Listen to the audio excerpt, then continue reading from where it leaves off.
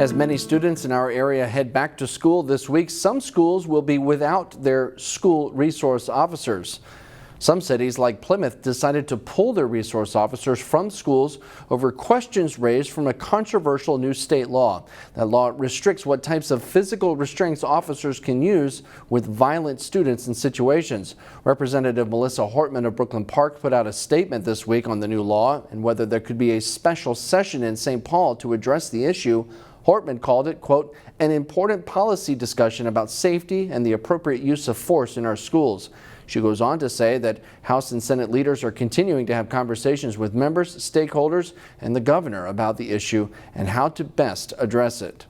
The decision by the Plymouth Police Department impacts the Robbinsdale School District, which for the third time in a year has replaced its school board chair. Former chair Helen Bassett is chair again, and I asked her about the dynamic SRO situation. They meaning the police departments themselves, are engaged in working with their unions to kind of figure out their way forward. So we're just kind of sitting by and wanting to be a good partner, and also wanting to be a good partner for our parents, for our students and staff, and making sure that we are adhering to the things that are important. And we'll have much more on my interview with Helen Bassett in this weekend's Newsmakers segment.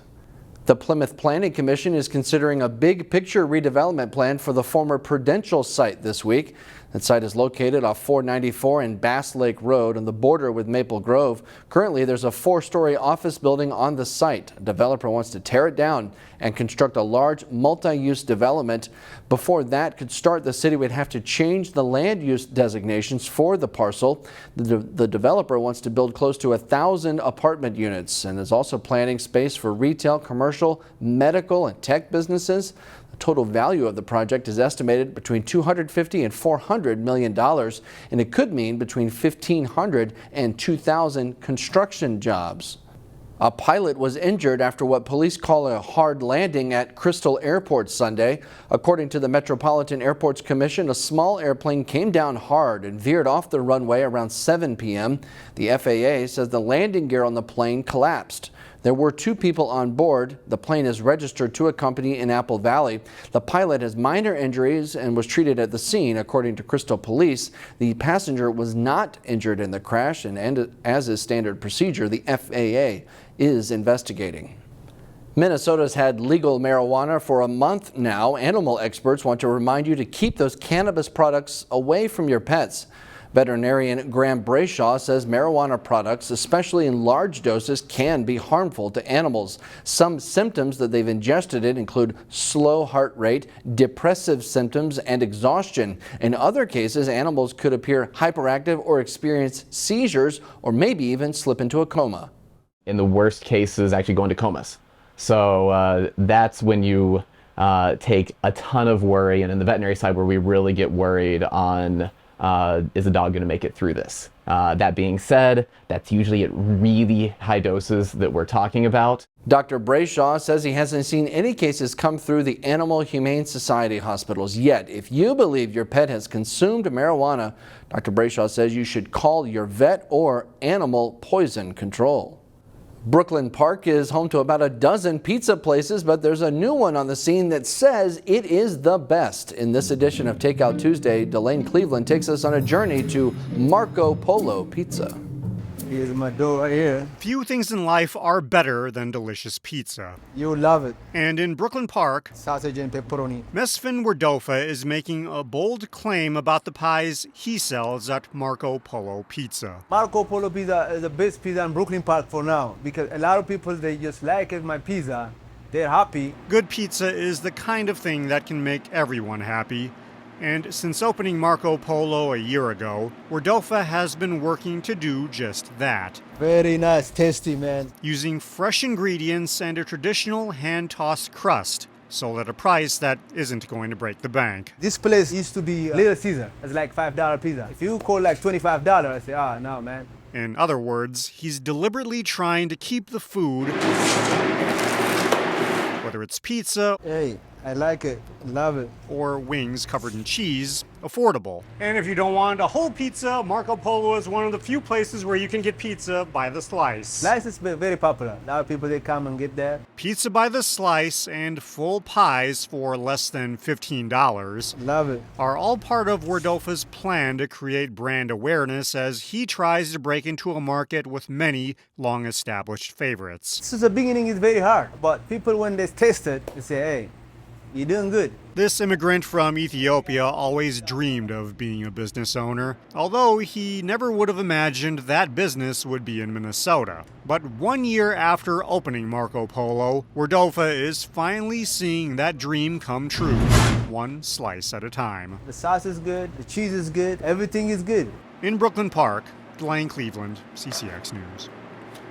A Maple Grove cupcake shop got to make a special backstage delivery to Rock and Roll Hall of Famers Pearl Jam. Nadia Cakes made this cake when the Seattle grunge band was in town last week for 2 shows at the X.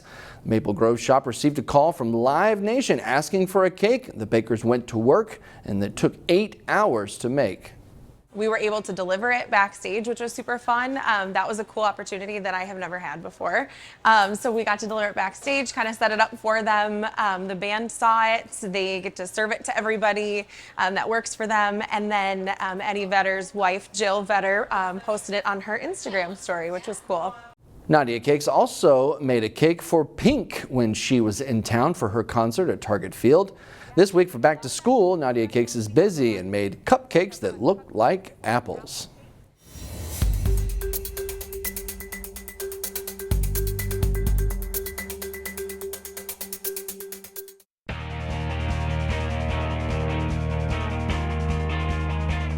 One of the area's top high school golfers has decided to stay in the Twin Cities for his college career. Jay Wilcox has more on this Maple Grove High School standout. For Ryan Stendahl, who is just starting his senior year of high school at Maple Grove, an opportunity to play college golf for the University of Minnesota just seemed like the right fit. Coach Smith and Coach Bell reached out pretty early on, so kind of getting to know them throughout the whole time for the probably the past year or so was just really special, and they made me feel like they really wanted me, and then along with that, with those 2 coaches, the teammates on the team already that I'll be joining with Kyler from Farmington and Mason from Spring Lake Park, and along with all the other boys. So it all kind of just came together, and the fit just seemed so perfect where it was hard to say no. Stendahl has placed 5th in the past 2 state individual high school tournaments in Class 3A. He just wrapped up a busy summer of golf that had him on the road a lot. A lot of travel this summer, a lot more than any other summer. Some local tournaments here, and then I was out in Arkansas, and then I went to Indiana. So it was cool to play in a bunch of different spots. Kind of some good different tests, different climates, different courses. So it was good. I kind of got the full circle this year. He'll take aim at a big senior season next spring for the Crimson. Then it's Golden Gopher time for Ryan Stendahl. Jay Wilcox, CCX Sports. This upcoming weekend will mark the 5th and final weekend of basketball being played at Maple Grove Middle School. Chaz Moots tells us about the annual Osseo Maple Grove Midwest 3-on-3 League. On Sunday nights in August at Maple Grove Middle School, it's all about hoops for kids playing in the Midwest 3-on-3 League. We really want to give kids a fun way to play basketball. It's affordable for families. Sports are so expensive now. It's just a really fun way for them to play basketball where they get to touch the ball a lot. Midwest 3-on-3 League has over 33 locations in both Minnesota and Wisconsin. The first league starting in Champlin Park in 1997 and aiming to give players more opportunities to work on their game that don't necessarily come in 5-on-5 ball. Honestly, I feel like the benefits, it's more like kind of like 1v1, and you get to be, like I said, a lot more creative, get to use a lot more moves, and it also like really helps with confidence because like it's very quick pace and you get to play a lot of games. Can definitely improve on stuff that you normally don't do in the game. Like I'm more of a shooter, but like 3-on-3 I try to get more aggressive and get some more like layups and stuff. The Midwest 3-on-3 League at Maple Grove has 222 teams compete, which is a 40% increase from last year, and as always, there's a total of 0 coaches present. If you mess up, then you like don't have to think about either like coming out or like something like that. You just like keep on playing. It's especially nice if you have like good teammates who like motivate you to keep on playing. These kids can play natural. They can feel like they can miss a shot with maybe not getting pulled out, worrying about X's and O's and strategy. They're just playing for the love of the game. In addition to providing local players with a chance to play coachless basketball, Midwest 3-on-3 also has partnered with Osseo Basketball, serving as a fundraiser for the program. Coaching is the easy part of our job, but fundraising a lot of times it becomes stressful for coaches. And Midwest 3-on-3 has been a huge benefit to our program in this partnership and helping us and our players make it through the season with the things they need. In Maple Grove, Chaz Moots, CCX Sports. Thanks, Chaz. Our reminder of a couple of games coming up later this week on CCX. Thursday night at 7 o'clock, Park Center plays at Armstrong in a Northwest Suburban Conference boys soccer match.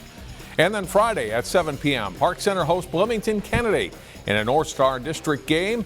Both nights you can watch on TV on CCX1, Comcast Channel 799, or online at ccxmedia.org. Find more prep sports games and highlights at ccxmedia.org and follow us on social media.